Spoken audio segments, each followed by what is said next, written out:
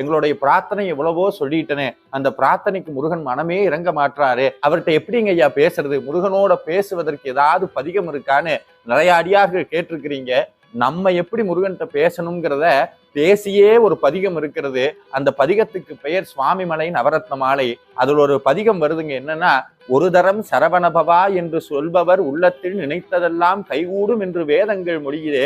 ஒரு தடவை சரவண பவான்னு சொல்லிட்டா உள்ளத்துல நினைச்சதெல்லாம் கைகூடும்னு வேதம் சத்தியம் பண்ணி சொல்லுதான். அதுக்கப்புறம் கேட்கிறாரு, பாங்காகவே பலதரம் நான் சரவண பவான்னு சொல்லியும் என்னுடைய உள்ளத்தில் எண்ணியது மட்டும் பலிக்காதது ஏன்? முருகா, குமரையா, வள்ளி மணவாளா, காங்கேயா, அதுல ஒரு வார்த்தை வருங்க, சொல் குமராங்கிறார், பேசுறார் முருகன்ட்ட. நீங்களும் இந்த பதிகத்தை மனமுருகி பாடுங்கள். நிச்சயமாக இந்த கந்த சஷ்டி 6 நாளில் முருகன் நிச்சயமாக உங்களோடு பேசுவார், உங்கள் குறையை தீர்ப்பார். கந்த சஷ்டி விரதம் முடிந்த பிறகு உங்களுடைய வாழ்க்கை நிச்சயமாக மாறும்.